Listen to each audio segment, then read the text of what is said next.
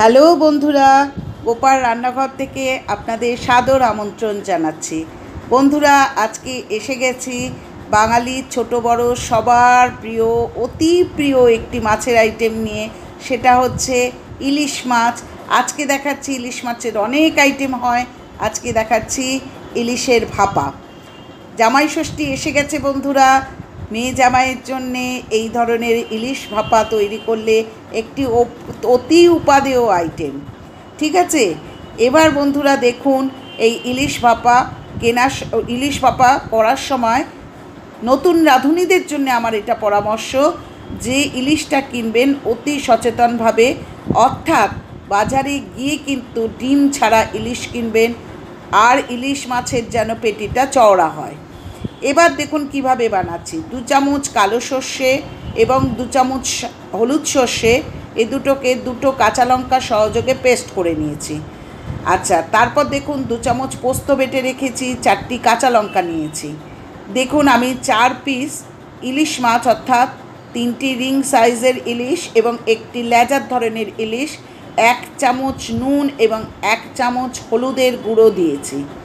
এরপর যে 2 চামচ পোস্তটা আমি বেটে রেখেছি বন্ধুরা, সেই পোস্ত বাটাটা আমি ইলিশের মধ্যে, অর্থাৎ কাঁচা ইলিশ মাছের মধ্যে দিয়ে দিলাম। 4টি কাঁচা লঙ্কা, আস্ত কাঁচা লঙ্কা নিয়েছি, আর 2 চামচ হলুদ সর্ষে এবং 2 চামচ কালো সর্ষেকে 2টো কাঁচা লঙ্কা সহযোগে যে বেটে নিয়েছি, সেই সর্ষে বাটাটাও কিন্তু আমি ইলিশ মাছের মধ্যে দিয়ে দিলাম। রং হওয়ার জন্যে আমি 1 চামচ কাশ্মীরি লঙ্কার গুঁড়োটাকেও কিন্তু ইলিশ মাছের মধ্যে দিয়ে দিলাম। বন্ধুরা, এক্ষেত্রে একটি অতি প্রয়োজনীয় কথা, হাতের সাহায্যে কিন্তু ইলিশ মাছটা মাখবেন, কারণ হাতে থাকে ভালোবাসা। রান্না কিন্তু হাতে না মেখে কখনো হয় না বন্ধু, সব কিছুই স্পুনের সাহায্যে হয় না।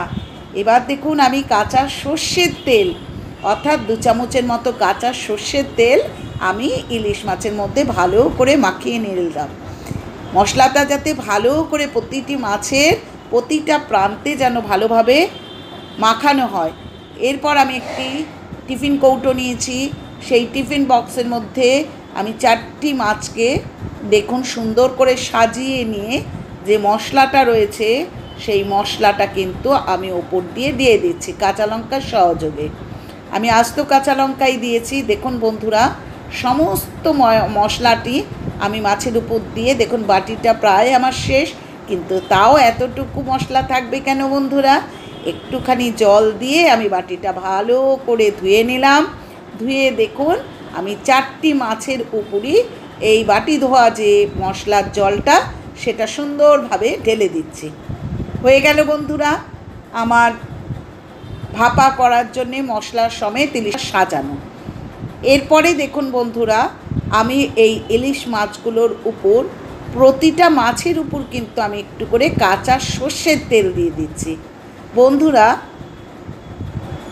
দেখুন আমি বেশ ভালো মতো পরিমাণেরই কিন্তু কাঁচা সর্ষের তেল দিয়ে দিচ্ছি। হয়ে গেল। এরপর আমি ঢাকনাটি বন্ধ করলাম। একটি কড়াইয়ে আমি জল ফুটতে দিয়েছি এবং একটি স্ট্যান্ড বসিয়ে রেখেছি।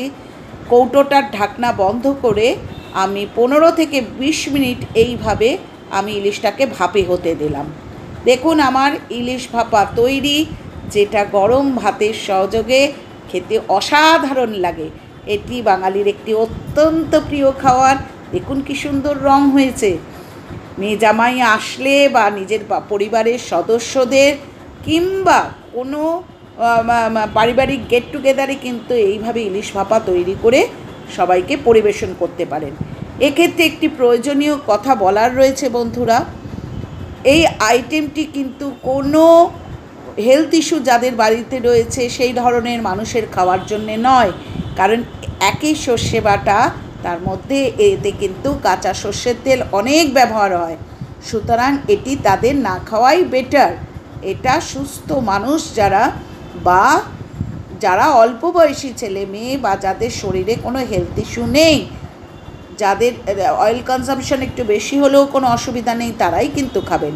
ঠিক আছে বন্ধুরা, আইটেমটি পছন্দ হয়েছে, দেখলেন কত সহজভাবে আমি তৈরি করে দিলাম।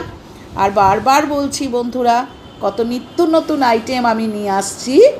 সুতরাং যদি আমার চ্যানেলটিকে পছন্দ হয় তাহলে আমাকে সমর্থন করুন, আমার পাশে থাকুন। পাশে থাকুন বললেই তো হবে না, আমার চ্যানেলটাকে সাবস্ক্রাইব করুন, লাইক করুন, কমেন্ট করুন, শেয়ার করুন, আর পাশে থাকা বেল আইকনটি প্রেস করুন। আজকে আসি, আবার অন্য দিন দেখা হবে।